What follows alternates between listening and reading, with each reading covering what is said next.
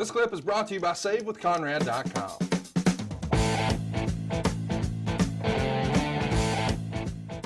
I guess one of his last matches with the AWA is in November of '83, and it comes out around this time that he was not having the best relationship with Vern Gagne. He didn't like that Vern wanted him to work twice in a night, a regular match and a battle royal, and he's asking to work with his friends Mad Dog and Rick Martel. But ultimately, when he leaves in November of '83, Hogan goes with him. They go to Japan, and they never come back to the AWA. By then, Vince McMahon had already put his hooks into Hogan, and he's going to debut the following month. Well, fast forward, we know the story. January of '84, Hulkamania is born. We have a new world champion, and it's Hulk Hogan. How important do you think Andre was to bringing Hogan out of the AWA and to New York full time? I wouldn't be surprised if Andre was somewhat instrumental in that. You know, that you go back and look at that whole thing, and the first contact was Steve Taylor, who was a photographer for WWE, that came and gave Hulk a note from Vince. Said, "Hey, here's Vince McMahon's phone number. He'd like for you to call him." And that's what really started that whole negotiation and that opening up that door for Hogan to come in and for all of that to take place. So I think Andre and Hogan had a good relationship, always did to my knowledge. And I'm sure that Andre did have a little bit of a say and say, "Oh, go to New York, stay there, good." Hey, so here's the thing. The day that Hogan wins that world title in January of '84 and beats Sheik in Madison Square Garden, earlier in the day, that afternoon, Andre the Giant appears on David Letterman. And, they tape it during the day and it airs that night. But talk about your two biggest stars right there. I mean, even in January of '84, we got a new world champion in the main event. And oh, by the way, our biggest attraction is on David Letterman tonight. The company is headed in the right direction. Yeah, not a bad day. Not a bad day for the company. Of course, we know Vince is going to start expanding in '83 and '84. He's all over the place, and so is Andre.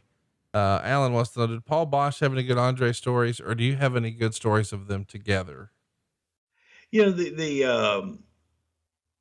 got the pictures of when Andre went with Paul, and Paul wanted to get Andre's forearm and hand bronzed.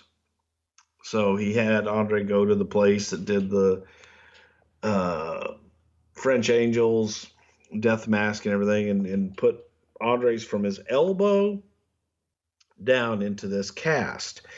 And Paul's thing was anybody that could fill or come close to filling this bronze cast of Andre's forearm and fingers and hand, they'd get 2 free ringside tickets to the matches.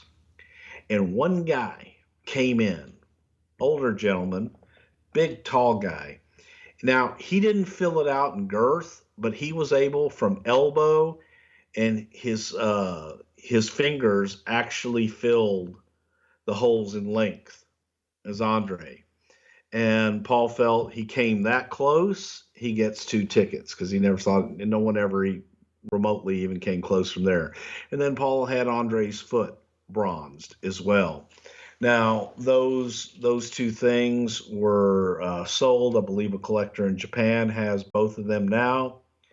And I wish they wouldn't have been sold the way they were, but that is what it is. And Paul and Andre had a good relationship. I remember Paul gave Andre the watch Andre used to wear was a pocket watch. It was a pocket watch, and then Paul had them put a band on the pocket watch, a real nice gold band on the pocket watch, and that was Andre's watch. So he just turned it, and that was his wristwatch, and it looked normal on him.